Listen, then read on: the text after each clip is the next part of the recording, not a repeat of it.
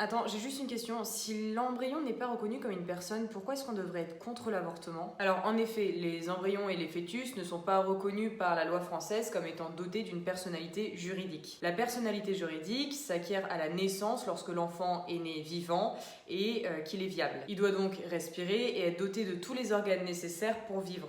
Tout enfant né vivant est donc doté d'une personnalité juridique. En revanche, la loi française reconnaît l'embryon et le fœtus comme étant des êtres humains, et si elle accorde une primauté à la personne, l'article 16 du Code civil, lui, est très clair et il est censé garantir le respect de tout être humain dès le commencement de sa vie, c'est-à-dire dès la fécondation, ce que finalement ne permet pas l'avortement. Finalement, la seule vraie différence qui subsiste entre le fœtus et le nouveau-né, c'est qu'il y en a un qui est dans le ventre de sa mère, tandis que l'autre en est sorti. À croire que finalement la délivrance serait comme une espèce de baguette magique qui vient doter le fœtus d'une espèce de personnalité, d'une espèce de respectabilité qui empêche tout médecin de le mettre à mort. Donc effectivement, la loi française n'attribue pas de statut de personnalité juridique au fœtus comme à l'embryon. En revanche, on peut voir que cette espèce de différence qu'ils essayent de mettre en place entre le fœtus et l'embryon et le nouveau-né est extrêmement ridicule. Et d'ailleurs, on a pu le voir au cours de ce dernier gros scandale qui était l'affaire Palmade. On a pu voir qu'il y avait une espèce de grosse remise en question nationale à ce sujet-là, parce qu'on ne savait pas si on avait l'autorisation ou non d'inculper Pierre Palmade pour homicide involontaire, étant donné que le bébé de cette femme était mort à cause de l'accident.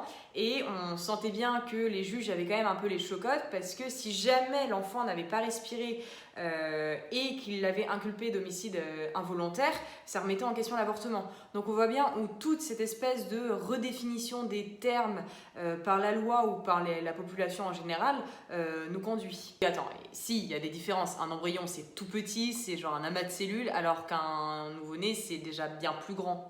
Alors, la vraie question, c'est de savoir si c'est la taille qui importe. L'argument de dire que l'embryon ne mesure que quelques centimètres signifierait par derrière qu'il existerait une taille minimale qui distingue un amas de cellules d'une personne respectable. Alors, premièrement, l'embryon n'est pas un amas de cellules. Pourquoi? Parce qu'un amas de cellules, c'est une accumulation de cellules formant une masse confuse, désorganisée, ce que n'est pas l'embryon. En effet, ce dernier possède des cellules comme nous, mais ces dernières sont organisées et unies comme nous. Alors, outre le fait que l'embryon ne soit pas un amas de cellules, essayons d'imaginer jusqu'où est-ce que cette mentalité de la taille nous conduirait.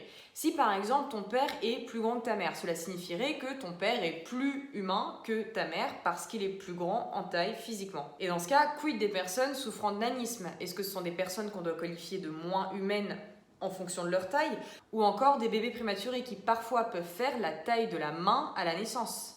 Donc non, on ne peut pas mesurer la dignité d'une personne en fonction de sa taille, cela n'a aucun sens, et d'ailleurs cette mentalité n'a aucune limite. Si seule la taille comptait, alors l'homme serait un véritable loup pour l'homme, et il détruirait tout sur son passage sous prétexte que les personnes sont plus petites que lui, donc moins humaines que lui. Ça n'a aucun sens. Ok, alors si j'ai bien compris, on ne peut pas définir la respectabilité d'un embryon en fonction de sa taille. En revanche, on peut le faire à partir de son développement. Que tu le veuilles ou non, un embryon n'a pas les mêmes facultés que toi ou même qu'un nouveau-né. Alors certaines personnes disent effectivement qu'un embryon peut être avorté parce qu'il n'a pas le même stade de développement qu'une autre personne comme toi et moi. 2 jours après sa fécondation, il n'a pas encore de pieds, de bras, de jambes, de cœur, tout simplement parce qu'il n'est pas au même stade de développement qu'un nouveau-né ou encore qu'un enfant de 2 ans. Mais alors quel est le stade de développement qui nous permettrait de lui donner une certaine respectabilité? 12 semaines, 14 semaines. D'ailleurs, on voit bien qu'au niveau international, cette respectabilité est extrêmement différente en fonction des différents pays et des différentes lois sur l'avortement. Doit-on lui en accorder une parce qu'il possède un cœur? Et pourtant, l'avortement à 14 semaines est autorisé et à ce moment-là, l'enfant possède déjà un cœur. Est-ce le fait qu'il possède 2 bras ou 2 jambes? Mais dans ce cas, avec l'avortement à 14 semaines, c'est exactement la même chose. La seule vraie différence qui existe entre le bébé qu'attend ma sœur et toi, c'est que vous êtes tous les deux à 2 stades de développement extrêmement différents. Mais à côté de ça, vous vous développez tous les jours, chacun de votre côté. L'être humain n'est pas un être statique, son corps évolue seconde après seconde. Il y a 20 ans, tu avais un corps différent que celui que tu possèdes possède actuellement, et pourtant c'était bien la même personne derrière ce corps. Il en va de même pour l'embryon, qui dans 20 ans sera peut-être ingénieur, professeur des écoles, ouvrier, qui sait. Et oui, parce que nous avons tous été embryons, et qu'un jour les embryons deviendront ce que nous sommes actuellement. Oui, mais justement, l'embryon n'est pas un être pensant, c'est pas un être rationnel, donc finalement, si on l'avorte, il ne le saura pas, et ça n'a aucune importance. Alors, dans tous les cas, une fois que la personne est morte, c'est difficile pour elle de s'en souvenir. Enfin bref, si cet argument était valide, nous devrions d'office refuser la personnalité juridique à tous les nouveau-nés, aux personnes souffrant d'Alzheimer, aux personnes ayant un trou de mémoire, aux personnes dépressives, voire même aux personnes porteuses de handicap. Bref, le panel est assez large. Et pourtant, nul n'accepterait l'idée de dire que ces personnes sont dépourvues de dignité, et cela à juste titre. Il en va donc de même pour les embryons et les fœtus. Ce ne doit pas être la question de la rationalité, de la capacité de raisonner,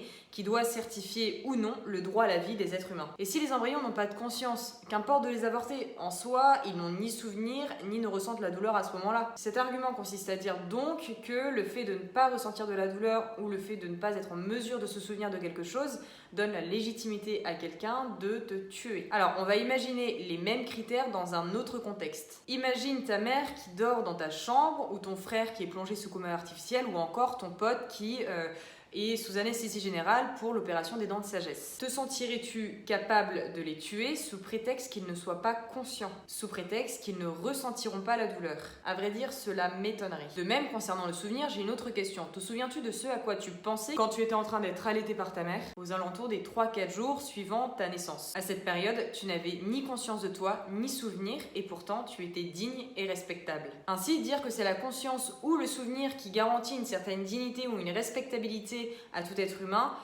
nous donne l'autorisation, nous donne le droit de tuer toute personne qui est plongée dans le coma, qui est sous anesthésie ou encore tout nouveau-né. Pourtant, cela aussi, toi et toutes les autres personnes qui pensent de la même manière n'êtes pas d'accord avec le fait de les tuer, et ça devrait être la même chose concernant les fœtus et les embryons. Attends, mais c'est quand même différent, un embryon n'est pas autonome, il dépend quand même de sa mère, il est en elle, il est dans son ventre, il pourrait pas vivre à l'extérieur de son ventre. Donc finalement, il n'est pas aussi humain que nous. Et en soi, elle devrait être la seule à décider du fait qu'elle le garde ou pas. En soi, c'est son corps, c'est son choix. Alors oui, l'embryon comme le fœtus a besoin de sa mère pour vivre, là-dessus tu as totalement raison. Mais le nouveau-né a également besoin de sa mère, ou du moins d'un adulte pour se nourrir, et donc pour vivre, tout comme peuvent l'être par exemple des personnes plus âgées qui ne peuvent plus se nourrir toutes seules et qui ont donc besoin d'aide. Donc justifier l'avortement sur un tel critère reviendrait également à justifier la peine de mort des nouveau-nés qui ne peuvent pas se nourrir tout seuls, ou encore des personnes âgées sous prétexte qu'elles ne peuvent pas se nourrir seules. Alors outre la question de la nourriture, les êtres humains sont de façon générale des êtres dépendants, et ce quel que soit leur stade. Nous dépendons de l'air pour respirer, de la nourriture pour vivre, sans parler du fait que l'homme est un animal social et qu'il a besoin des autres pour interagir en société. Tu es, comme je suis, un être dépendant de milliers de facteurs, et pourtant rien ne justifie que tu me tues froidement ou que je te tue froidement sous prétexte que justement on soit dépendants les uns des autres. Tu t'y opposerais à juste titre, de la même manière que tu devrais t'opposer à l'avortement. Par conséquent, non seulement la qualification de personne telle qu'elle est définie dans le Code civil laisse à désirer, mais en plus de cela, tous les arguments que tu m'as évoqués à ce sujet le sont aussi. Ainsi, rien ne justifie l'acte de l'avortement, parce que finalement rien ne justifie le fait qu'on mette à mort un être humain vivant et innocent. Et finalement, tous les êtres humains sont dignes et égaux, quel que soit leur stade d'évolution, quel que soit leur degré de conscience, leur taille, leur couleur, bref, et c'est ça qui est incroyable. Et est-ce que justement tu ne penses pas que c'est cette équité qu'on devrait promouvoir dans cette société, plutôt que de promouvoir une espèce de culture de mort qui justifie la peine de mort d'un innocent ?